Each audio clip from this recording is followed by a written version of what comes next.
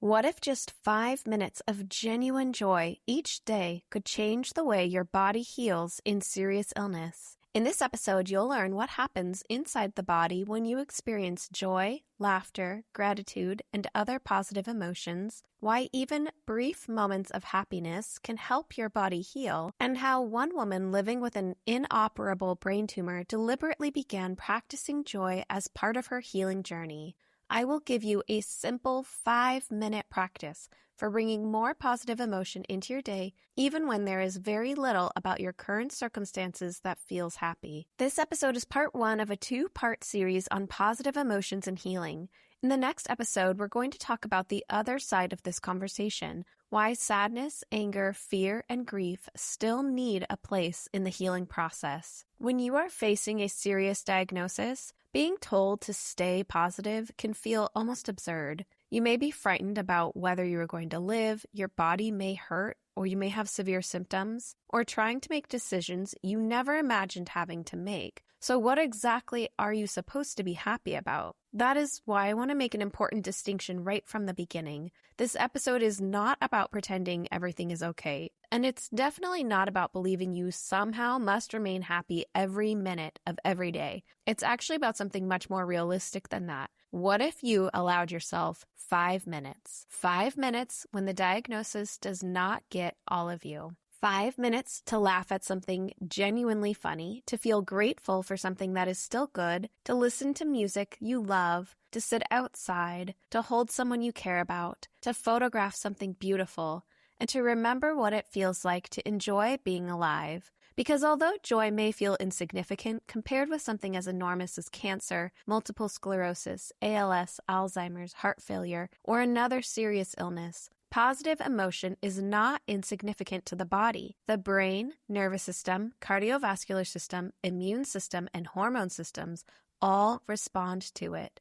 And the significance of this is what Christy Cromwell began exploring after receiving a diagnosis that left her living with enormous uncertainty. I first came across Christy's story in the book Radical Hope by Kelly A. Turner. In 2013, Christy was diagnosed with a low-grade glioma, a type of brain tumor. Because of where the tumor was located near her brainstem, her doctors told her that surgery was not an option. Instead, they recommended radiation and possibly chemotherapy, but neither came with a guarantee, and both carried the possibility of severe side effects. Christy chose not to pursue those treatments at that time and began exploring instead other ways she could participate in her health. But there was one reality she could not escape. The tumor was still there. She could not simply have it surgically removed and move on. She had to learn how to wake up each morning knowing that there was a tumor in her brain and that she did not know exactly what it was going to do. She believed strongly in the relationship between the mind and the body, so one of the areas she began working on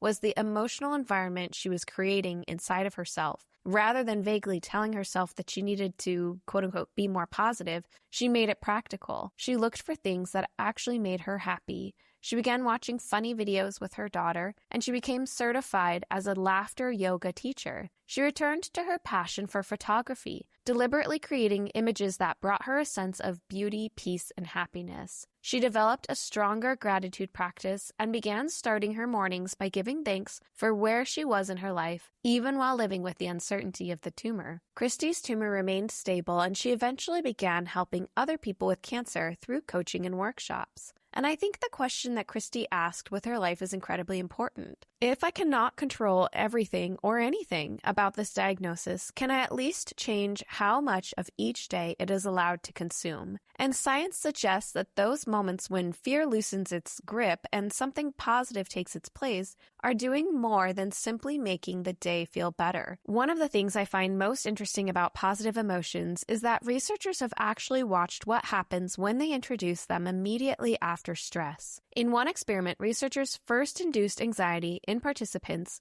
so that their cardiovascular systems reacted. Heart rate and other measures of cardiovascular activity increased exactly as we would expect when someone feels threatened or afraid. Then participants watched different film clips. Some clips created amusement, some created contentment, others were emotionally neutral or sad. The people who experienced amusement or contentment returned quicker their cardiovascular baseline than the people in the neutral or sad groups. Researchers sometimes call this the undoing effect of positive emotions. I love that idea because it does not require us to pretend that the stressful thing never happened. The fear response in cardiovascular activation was real, but positive emotion helped the body come back down afterward. That is an important distinction for anyone living with serious illness because the goal is not to never become stressed. The question is whether fear and vigilance remain the only states your body experiences all day long. A moment of amusement may give the body an opportunity to recover. A peaceful conversation gives it another. A song you love gives it another. A beautiful sunset, a hug, a funny video, your dog doing something ridiculous, or your grandchild climbing into your lap all can interrupt the stress response again and again. These moments don't erase the hard thing.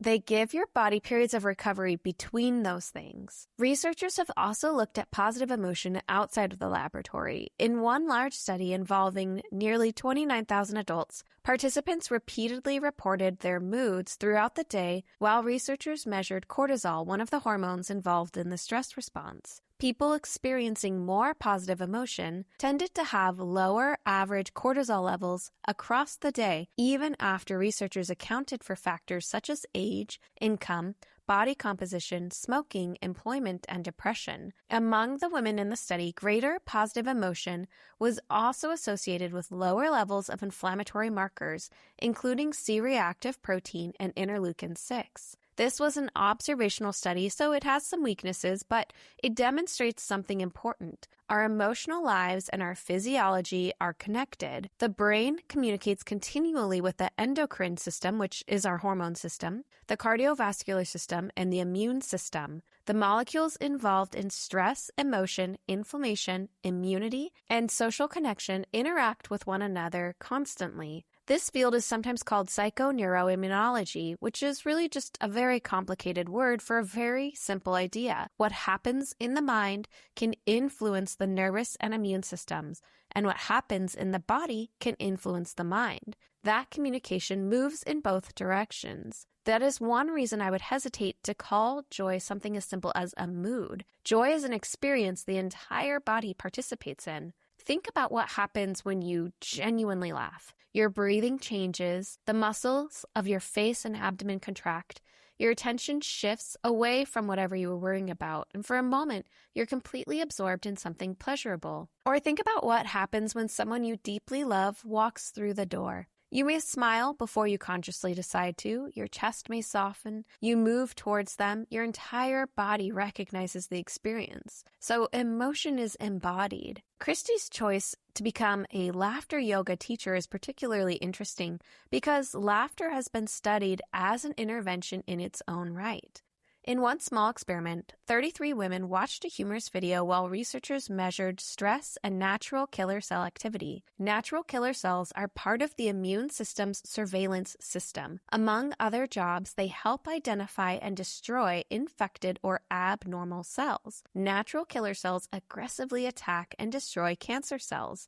They act as the body's first line of defense against tumor formation and metastases.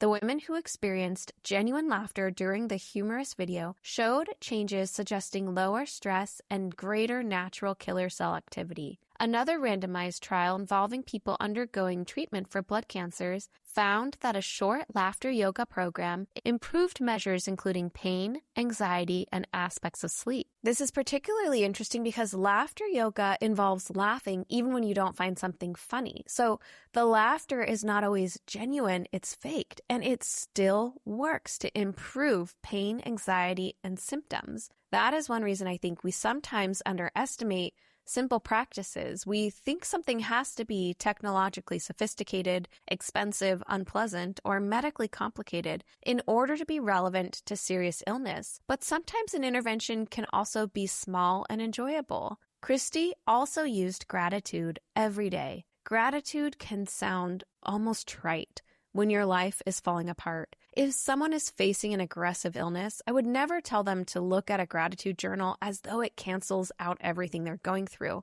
But that's not what gratitude does. gratitude trains your attention. The brain naturally becomes very good at finding what it repeatedly looks for. After a serious diagnosis, there are legitimate threats everywhere, and your mind begins scanning for symptoms, risks, bad news, changes in your body, frightening statistics, and evidence that something is going wrong. This is part of your body's system to protect you. But that vigilance can become so dominant that the brain stops registering much of what is still good. And gratitude deliberately draws attention to the good. I am grateful that my spouse made me laugh this morning. I am grateful for the sun, which feels wonderful on my face. I am grateful for the nurse who has helped me advocate for myself. I am grateful for family members who help out. Even things we often take for granted are worth acknowledging. Things like, I'm grateful for clean drinking water, fresh air, and lungs to breathe it. Researchers have tested gratitude practices in randomized studies. In one trial, women spent 2 weeks practicing gratitude. Compared with control groups, they reported greater well-being and optimism, better sleep quality, and even a reduction in diastolic blood pressure. One of the ideas from remarkable recovery research that I particularly appreciate is that survivors often stop treating happiness as something that either happens to them or does not. They practice it. We tend to think of happiness as a personality trait. Like some people are cheerful, some are serious. Some people wake up singing while the rest of us would prefer that they stop doing that until at least 9 a.m. But positive emotion is also something we can create deliberately. This is especially important because serious illness has a way of turning healing into a full-time job. There's another appointment to schedule, another recipe to make, another treatment to research, another podcast episode to listen to, although hopefully you will keep that last one. Eventually, even the things you are doing to heal can feel like they fill every available space in your life. And then you can arrive at a strange situation where you're doing everything you can to stay alive while also barely experiencing the life you're fighting for. Joy interrupts that. It reminds you of what all of this effort is actually for. Before we move into the practical steps, I want to make one point very clearly because it leads directly into the second part of this series. You do not need to monitor yourself all day and worry or panic every time you feel angry, sad, frightened, or discouraged. Those emotions belong here too. In fact, attempting to force yourself to stay positive can become its own source of stress. So the goal is not permanent happiness. Today, what I'm asking you is to only make sure that illness has not crowded joy completely out of your life, and you can begin with as little as 5 minutes. So here are some practical steps to cultivate joy in your life. First is to create a 5-minute joy appointment. For the next week, deliberately set aside 5 minutes each day for something whose only purpose is to make you feel good. Put it on the calendar if you're that kind of a person. Ask yourself, what would make me genuinely happy for the next 5 minutes? Then do that. 5 minutes is deliberately small. You are much more likely to do it even on a hard day. And if 5 minutes naturally turns into 20, then wonderful. The second thing you can do is make your personal joy list. One of the problems with asking ourselves to have more joy is that the instruction is too vague. So let's make it concrete. Write down 5 to 10 things that reliably make you feel lighter, peaceful, amused, grateful, loved, or fully alive. Some of those at least should require almost no energy, which is important to say for a hard day. Your list might include watching a favorite comedian, listening to one particular song, sitting beside an open window or outside, looking at photographs of your children or grandchildren, calling your friend, watching birds, drawing, praying, painting, or eating dinner outside. Then include a few things that require more capacity for the better days. Things like gardening, swimming, going to a movie, visiting a friend, taking photographs, walking somewhere beautiful, or returning to a hobby you have neglected. This way, by making this list, when you are having a difficult day, you don't have to invent joy from scratch. You can simply choose something from the list. The third thing you can do is practice specific gratitude. At the end of the day, identify 3 specific things you appreciated. Try not to write the same broad answers every night. Instead of simply writing, my family, write, my daughter called me today and stayed on the phone with me for a while. Instead of writing nature, write, "The light coming through the trees this morning was beautiful. My legs carried me from the bedroom to the porch. My breathing was easier this afternoon." Specific gratitude makes the experience real and tangible. You are training your attention to notice that even inside of an extraordinarily difficult season, good things are still happening. The fourth thing you can do is laugh on purpose. Christy did not wait around hoping something would funny. She deliberately brought laughter into her life, and you can do the same. And consider creating what I love calling a joy squad, a phrase coined by Radical Remission and Radical Hope author Kelly A. Turner. Tell several people close to you. One way you can help me right now is by helping me laugh. People who love someone with serious illness often feel helpless. They do not know what to say or how to fix what is happening, so give them a job. Tell them, send me a terrible joke, text me a ridiculous video, come over and watch a comedy with me. Tell me that embarrassing story I have heard 47 times and still think is funny. Now that person gets to participate in your healing environment in a way that feels good to both of you. And the fifth thing you can do is to reconnect with the person you were before everything became serious. Ask yourself what you loved before life became dominated by responsibility, illness, or simply adulthood. What could you do as a child for hours without noticing the time? Did you draw, dance, catch and study insects, play in a creek, lie outside in the grass and watch the clouds? Christy found photography again. Your old joy may need to be adapted to the body you have today. The goal is not to recreate your old life perfectly. It's to reconnect with the part of you that existed before every decision became about illness. Positive emotions are not frivolous during serious illness. They can help the cardiovascular system recover from periods of stress. They're associated with differences in cortisol and inflammatory activity. Laughter has measurable effects on stress and influences immune activity. Gratitude can change your mood, sleep, and the way our attention moves through the world. But perhaps the simplest reason to practice joy is this: you are fighting so hard for more life. Make sure you're still allowing yourself to experience some of it now. You don't have to wait until you know how everything is going to turn out. One of the things I love most about Christy's story is that she did not wait for the scan to give her permission to be happy. She was living with an inoperable brain tumor and an uncertain future, and she still decided that laughter, photography, gratitude, and time with her daughter deserved a place in her life. Find 5 minutes today and let something make you genuinely happy.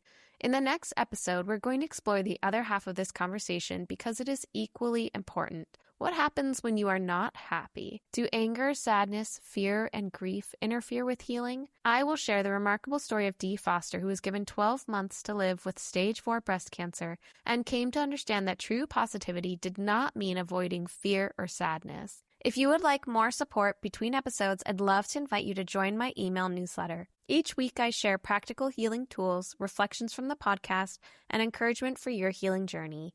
You can sign up through my website, therenegadenutritionist.com. Follow Renegade Remission and share this episode with someone who could use a little more joy in their life right now. Stay tuned for part 2, and as always, go be renegades.